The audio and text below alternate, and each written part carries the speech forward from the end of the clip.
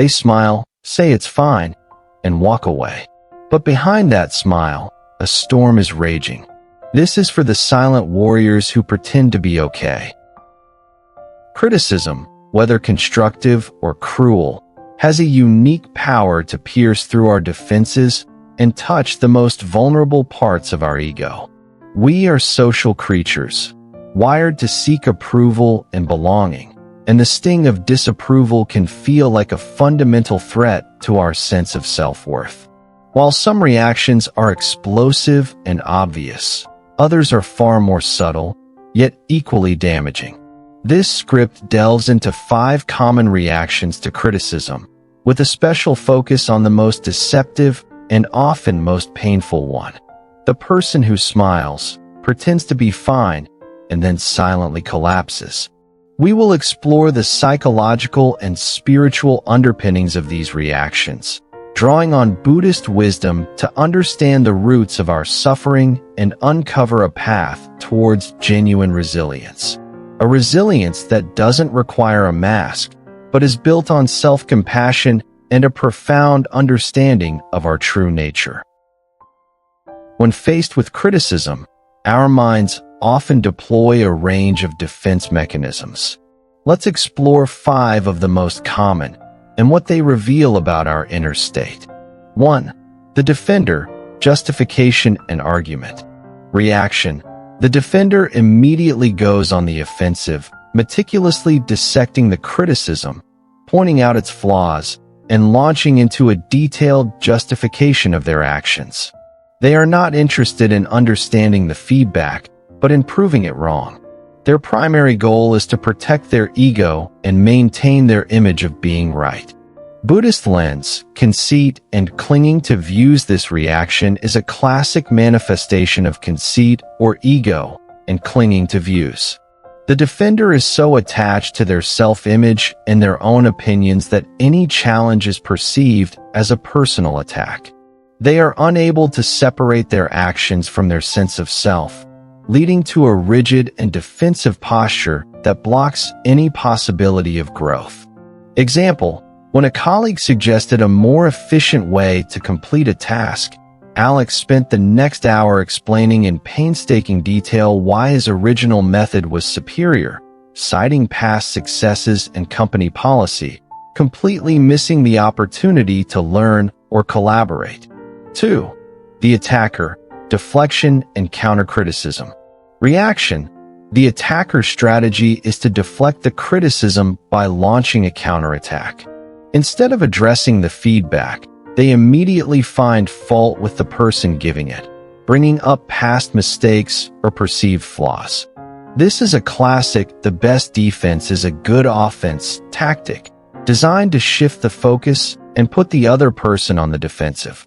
Buddhist lens, hatred, aversion, and wrong view. This reaction is fueled by aversion towards the discomfort of being criticized and wrong view that sees the other person as an adversary. The attacker creates a cycle of negativity and conflict, turning a potential learning moment into a battle of egos. This prevents the development of compassion and understanding.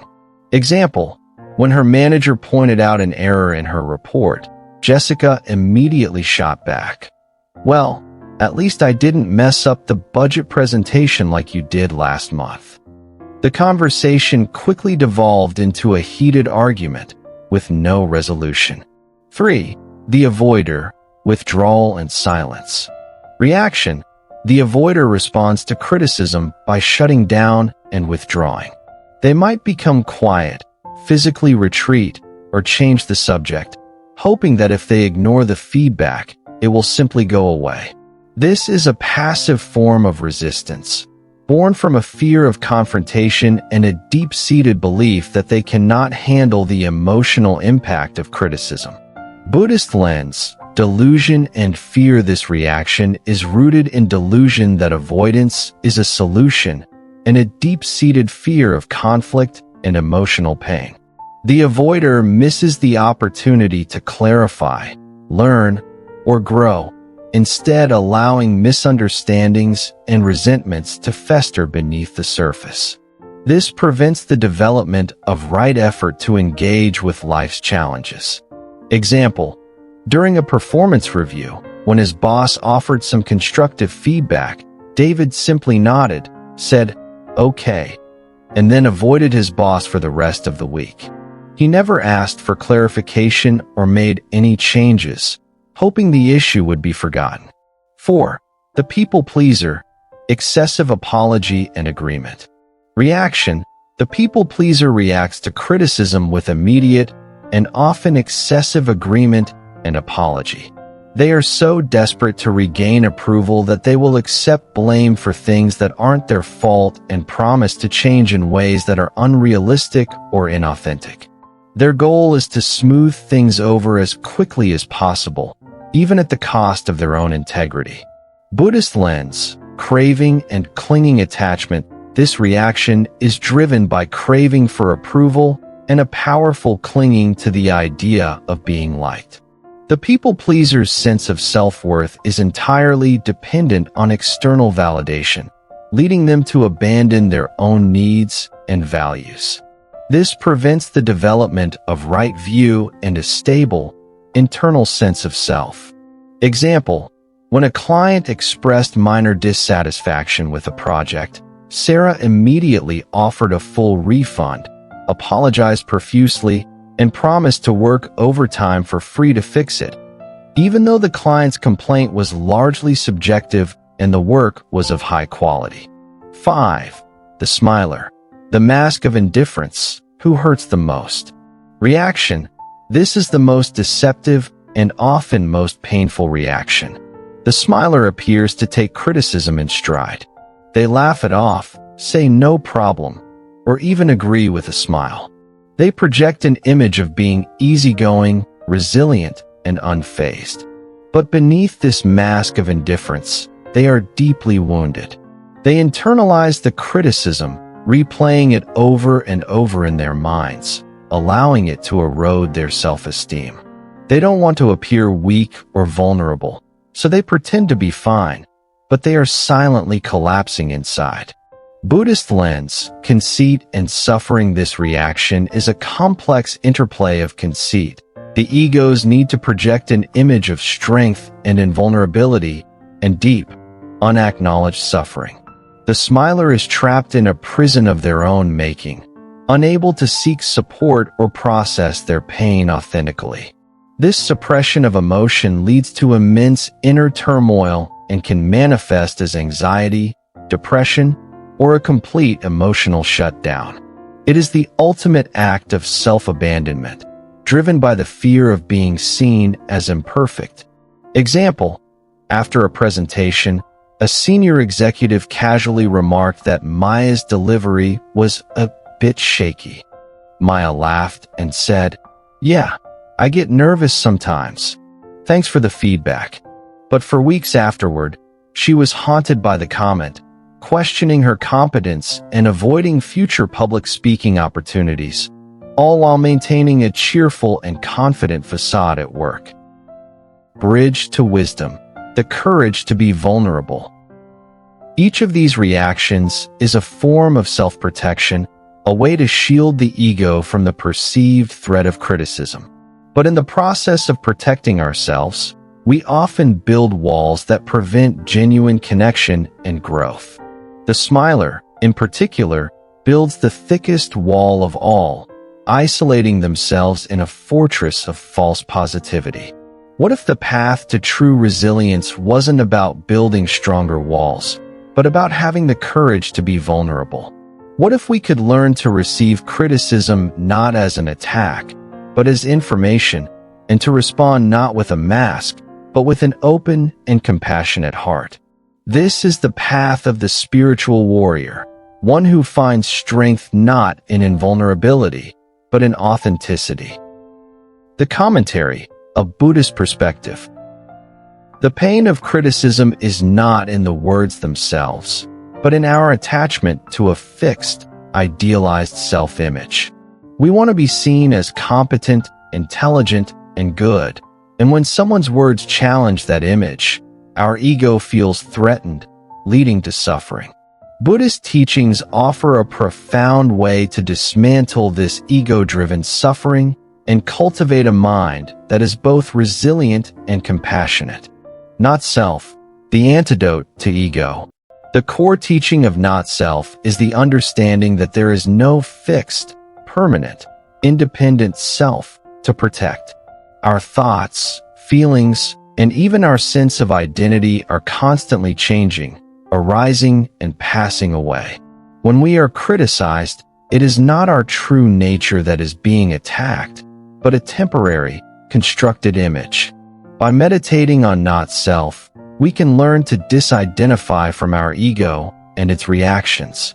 We can observe the sting of criticism without being consumed by it, recognizing it as just another impermanent experience. Right view, seeing clearly. Right view is the ability to see things as they truly are, without the distortions of our ego, biases, and emotional reactions. When it comes to criticism, right view allows us to separate the useful information from the emotional charge. We can ask ourselves, is there any truth in this feedback? Can I learn something from it? This doesn't mean we have to agree with all criticism, but it allows us to engage with it from a place of clarity and wisdom rather than defensiveness. Compassion for self and others. Compassion is the key to transforming our relationship with criticism. This includes compassion for the person giving the feedback who may be unskilled in their communication, and, most importantly, compassion for ourselves. When we feel the sting of criticism, instead of putting on a brave face, we can offer ourselves kindness and understanding. We can acknowledge the pain without judgment, saying to ourselves, "This hurts, and that's okay." This self-compassion is the foundation of true resilience, allowing us to be vulnerable without falling apart. The way forward, cultivating authentic resilience. To move from pretending to be fine to genuinely being okay, practice these steps. 1. Pause and breathe. When you receive criticism, before you react, take a conscious breath. This creates a space between the stimulus and your response, allowing you to choose a more skillful action. 2. Acknowledge the feeling. Instead of suppressing the hurt, acknowledge it to yourself. Say, "I feel hurt, angry, defensive right now." Naming the emotion reduces its power over you. 3. Practice self-compassion. Offer yourself a gesture of kindness. Place a hand on your heart and say something like, "It's okay to feel this way. I am here for myself." 4. Seek to understand. If appropriate, ask for clarification. Approach the feedback with curiosity, not defensiveness. Say, "Can you tell me more about that? I want to understand your perspective." 5. Let go of the mask. Share your feelings with a trusted friend, partner, or therapist. The act of speaking your truth can be incredibly healing and will show you that you are not alone. The smile doesn't have to be a mask. It can become a genuine expression of a heart that is strong enough to be soft. We are all taught to be strong, but what if true strength lies in the courage to admit that we are not okay? What if the most powerful thing we can do when we are hurting is to drop the smile and ask for help? If you've ever worn the mask of being fine, know that you are not alone. Share this message, and let's start a conversation about the power of authentic vulnerability. Namaste.